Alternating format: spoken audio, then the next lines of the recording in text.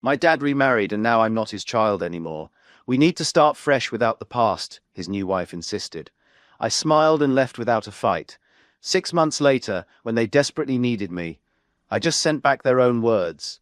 Original post, 6 months ago. I, 28F, lost my mom to breast cancer when I was 19. It was devastating, but Dad and I leaned on each other and got through it. We've always been close. He coached my soccer teams growing up, taught me to change my oil, and was my rock when Mum got sick. After she passed, it was just us against the world for almost 8 years.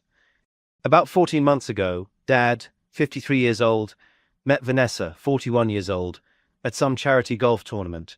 Within 3 months they were engaged and married in a small ceremony 6 months ago. I wasn't thrilled with how fast it happened, but I wanted Dad to be happy. From the beginning, Vanessa was weird about me. Not openly hostile, but with little comments. Oh, you're still coming over for Sunday dinner? Don't you have friends your age? Your dad mentions you so much. It's like I'm competing with a ghost. Don't you think it's time you started calling me Mom? We're family now. I tried to brush it off. Dad seemed happy, and that's what mattered. But things got worse. Dad and I used to text almost daily, but suddenly he was too busy. Our weekly dinners became monthly, then stopped altogether. Then came my birthday 2 months ago. We've always celebrated together. It's our thing. But this year I got a text at 9 p.m. Happy birthday, kiddo. V and I are at the spa resort for the weekend. We'll catch up soon. I was hurt, but decided to be direct. I drove to their house the next weekend and asked if we could talk. What followed was the most surreal conversation of my life. Vanessa did most of the talking, while Dad sat there, nodding like a dashboard ornament. We're newlyweds, Emma. We need our space to build our life together. Your father and I are establishing new traditions now. And then the kicker. We need to start fresh without the past. Your constant presence is a reminder of Richard's previous life. I looked at Dad, waiting for him to say something. He just stared at his hands and mumbled, Vanessa thinks it would be best if we take some space for a while. When I asked what a while meant, Vanessa jumped in. We're thinking of renovating your old room into a home gym. Could you come get your things by next weekend?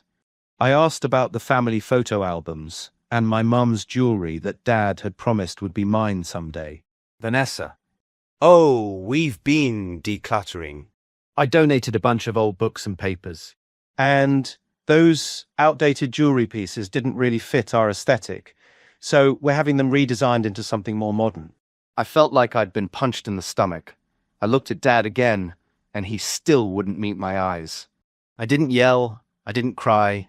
I just stood up, smiled, and said, I understand. You want a fresh start without me in the picture. Consider it done. Dad finally spoke up. Emma, that's not what we... But Vanessa cut him off. I think Emma understands perfectly. This is for the best. I went back the next day, when they were out, and used my key to get my remaining stuff. I left the key on the counter with a note.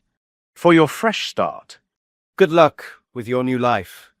It's been 3 weeks, and I haven't heard a word from either of them. 9 years of being Dad's only family, of helping him through grief, of being there for every holiday and crisis. And now I'm erased because his new wife wants a fresh start. Update 1. 4 months ago. Hey Reddit, thanks for all the support on my original post. It's been about 2 months since the fresh start conversation, and I wanted to give a quick update. Still no contact from Dad, which hurts worse than anything Vanessa said. I guess I keep expecting him to come to his senses, but nope, radio silence. I've been seeing a therapist. Shout out to Dr. Chen, who is literally saving my sanity right now. She's helping me process what she calls ambiguous grief, mourning someone who's still alive but absent. It's a mindfuck, honestly. I've thrown myself into work. I'm an architectural engineer, and picked up rock climbing as a distraction. My friend Zoe has been amazing, practically forcing me to be social when all I want to do is hibernate in my apartment. One weird thing. I ran into my dad's brother, Uncle Greg, at the grocery store last week. It was awkward, AF, because he clearly didn't know what to say. He mentioned that Dad and Vanessa are planning a vow renewal ceremony for their 6-month anniversary. A vow renewal? After 6 months, who even does that? Uncle Greg also mentioned they're having it next month, which means they'll be busy planning while everyone else is celebrating the holidays. Just another way to establish their new traditions, I guess. I'm trying to accept that this is my reality now. I lost my mom to cancer, and I've lost my dad to Vanessa. At least with Mom, I got to say goodbye. Update 2, 1 month ago.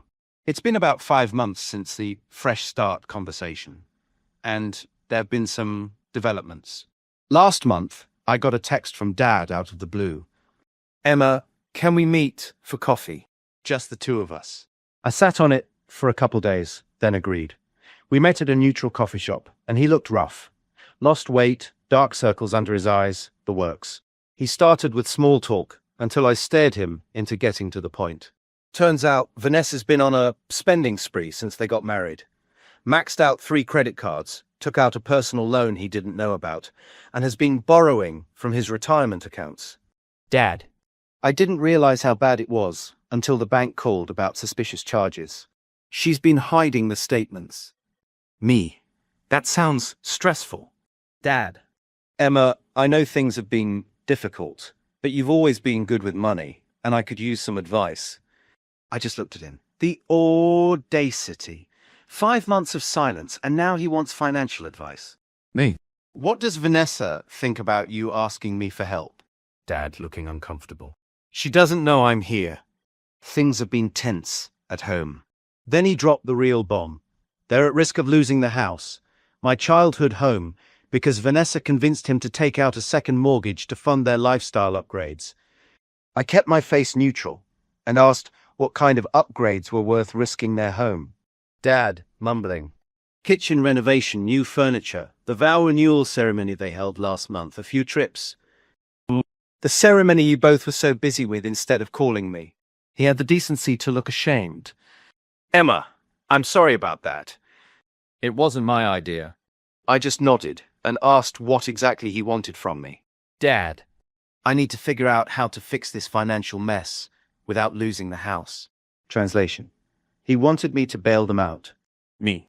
Dad, I think you should talk to a financial advisor. Or maybe a divorce lawyer. His face fell. I thought you might be willing to help. For old time's sake. Me. Old times. I thought we were starting fresh, without the past. Isn't that what you and Vanessa decided? Dad flinched, like I'd slapped him. Those weren't my words. But they were your choices.